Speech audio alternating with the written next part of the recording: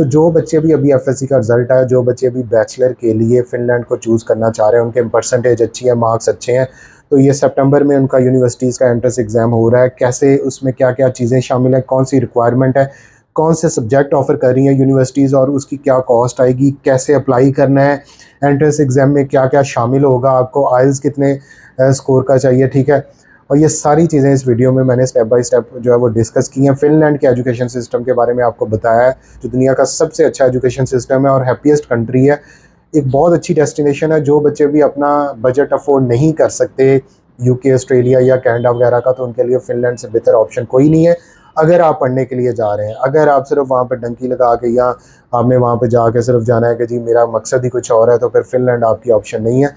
Finland बगैर पढ़ने वाले बच्चे को वीज़ा ही नहीं देता, और उसकी वजह ये है कि उनकी यूनिवर्सिटी की सिलेक्शन क्राइटेरिया इतना इंपॉर्टेंट है कि वही आपको डिसाइड करता है कि आपको वीज़ा मिलेगा या नहीं मिलेगा। Thank you so much.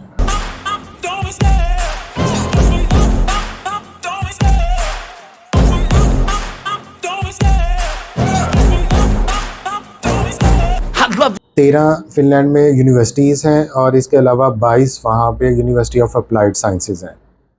Applied sciences में ये एक वो ग्रुप है यूनिवर्सिटीज़ का, जो उनकी पब्लिक सेक्टर यूनिवर्सिटीज़ हैं, जो डिफरेंट प्रोग्राम्स ऑफ़र करती हैं, जो अप्लाइड साइंसेज़ में आते हैं। अप्लाइड साइंसेज़ में कौन से स्टडी प्रोग्राम्स हैं जो बैचलर में आप फ़िनलैंड में कर सकते हैं, उसमें ह्यूमैनिटीज़ है, बैचलर ऑफ ह्यूमैनिटीज़ है, कल्चर एंड आर्ट्स में बैचलर ऑफ कल्चर है and arts and design, bachelor of cultures media and arts है, ठीक है।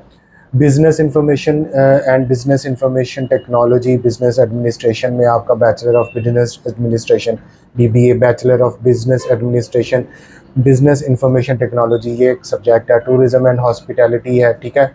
बैचलर ऑफ हॉस्पिटैलिटी मैनेजमेंट है। Health care, beauty and cosmetics में डिफरेंट सब्जेक्ट्स हैं। बैचलर ऑफ हेल्थ केयर है, nursing है, bachelor of health care, paramedic है, physiotherapy है। इंजीनियरिंग में फिर आपकी ऑटोमेशन है, रोबोटिक्स है, कंस्ट्रक्शन इंजीनियरिंग है, एनवायरमेंटल इंजीनियरिंग है, इंडस्ट्रियल मैनेजमेंट है, इंफॉर्मेशन टेक्नोलॉजी है, लॉजिस्टिक्स है, मैकेनिकल इंजीनियरिंग है, बैचलर ऑफ इंजीनियरिंग। तो ये सारे सब्जेक्ट जो है वो फ़िनलैंड में आपको मिलेंगे बैचलर के लिए, ठीक है। अब फ़िनलैंड में 2024 के लिए एक एप्लीकेशन राउंड जो है वो ओपन हो रहा है, ठीक है। वो एप्लीकेशन राउंड में आपका जो डेट्स हैं वो 4 सितंबर से 14 सितंबर के दौरान फ़िनलैंड में जॉइंट एप्लीकेशन ओपन होगा, ठीक है, बैचलर के लिए। इसमें 3 यूनिवर्सिटीज़ इन्वॉल्व हैं। उसमें वासा यूनिवर्सिटी ऑफ अप्लाइड साइंसेज़ है, उसमें मेट्रोपोली यूनिवर्सिटी ऑफ अप्लाइड साइंसेज़ है, और उसमें Laura university of applied sciences है।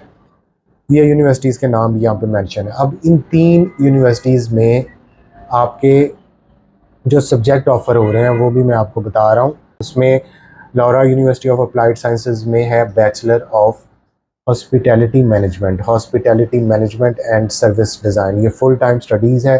30 इसमें स्टडी प्लेसेस हैं। सेकंड पे है bachelor of health care in nursing, ये इमिग्रेंट्स के लिए प्रोग्राम है, और मेट्रोपोलिया यूनिवर्सिटी ऑफ अप्लाइड साइंसेज इसको ऑफ़र कर रही है।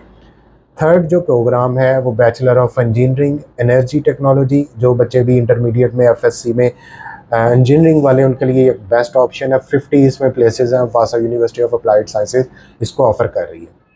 अब मैंने आपको बता दिया ये 3 सब्जेक्ट्स 3 यूनिवर्सिटीज़ में। अब इनका टाइमलाइन है, ये इसको आप गौर से सुन लें, ये बहुत इंपॉर्टेंट है।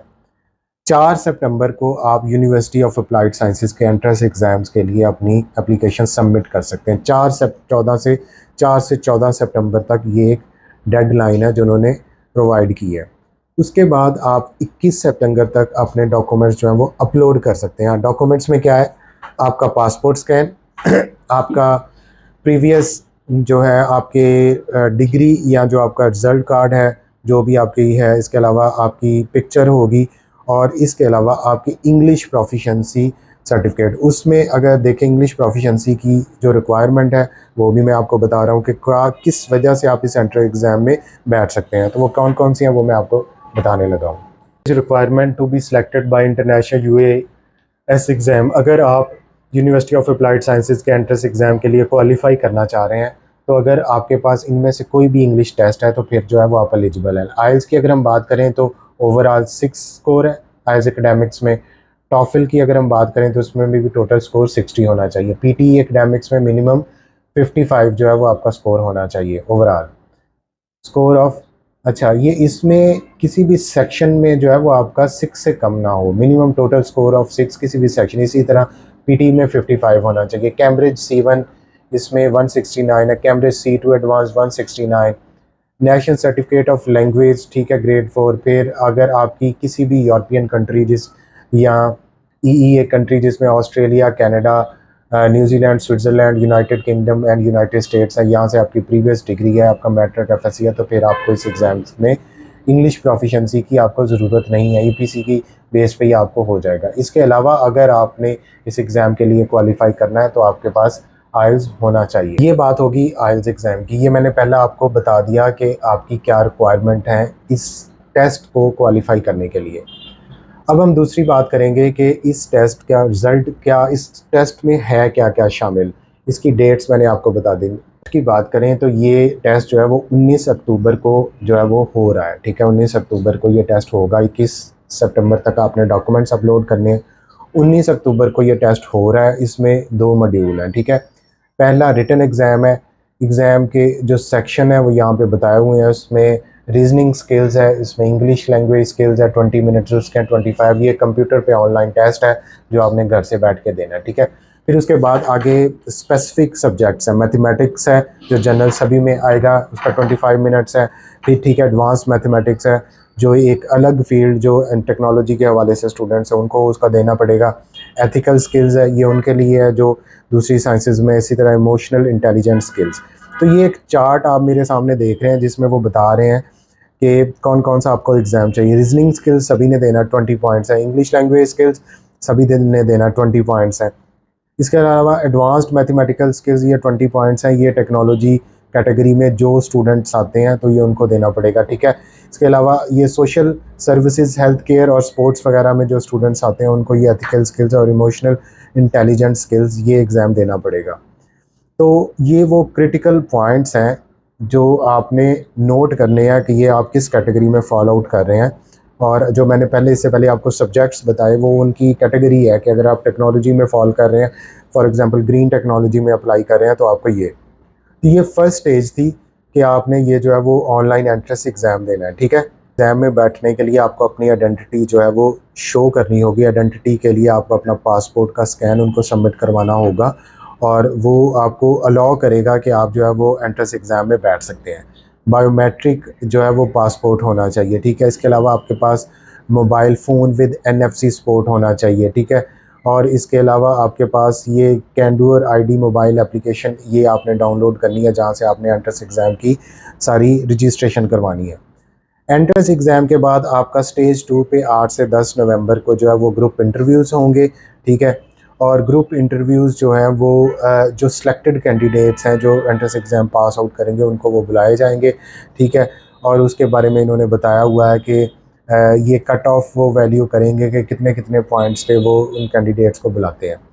तो फ़िनलैंड को हमेशा याद रखें, ये बड़ा कम्पिटिटिव प्रोसेस है। मैं फ़िनलैंड पे वीडियोस डाल रहा हूँ और बच्चे बहुत ज़्यादा इस पे मैसेजेस कर रहे हैं, सर फ़िनलैंड के interested in Finland Finland Finland से जिदा पता नहीं कोई फ्री वीज़ियां दा कोई फ्री उत्ते तेल निकलिया जहाज़ निकल आया, कोई तेल का जहाज़ निकल आया कि सारा स्टूडेंट जो है वो फ़िनलैंड के लिए भाग रहा है, एफर्ट कर रहा है।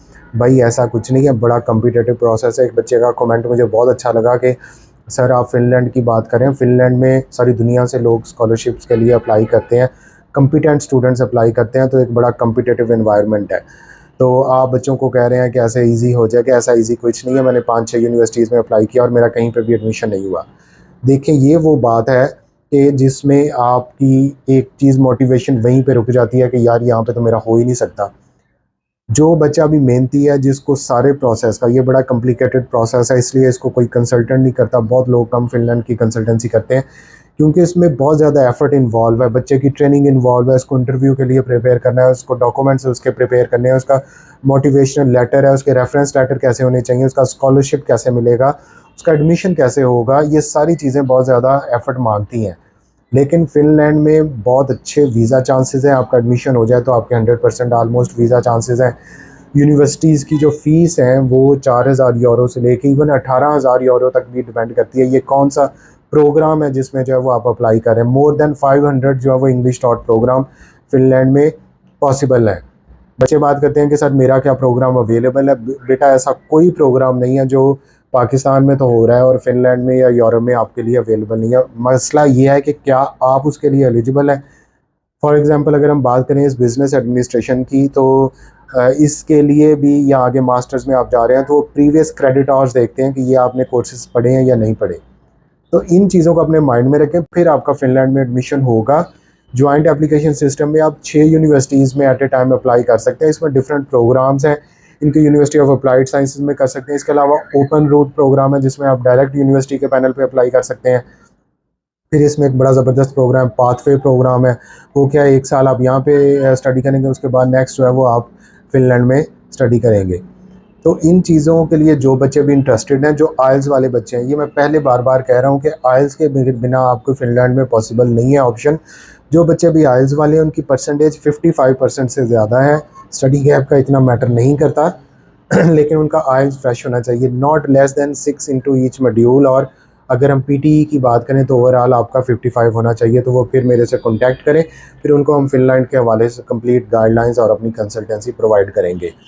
उसके बगैर कोई बच्चा अगर हमसे कांटेक्ट करता है तो वो जस्ट एक अपना भी टाइम वेस्ट कर रहा है और हमारा भी टाइम वेस्ट कर रहा है। आइल्स के साथ ही आप मुझे जो है वो कांटेक्ट करें। और कांटेक्ट करने के हवाले से मैं एक बात आपको बता दूं, जब भी मुझे मैसेज करें तो टेक्स्ट मैसेज करें, और विद इन 24 आवर्स मैंने बोला है कि मैं उसका कोशिश करूँगा रिप्लाई बैक करूँगा। आपको लाजमी रिप्लाई बैक आएगा।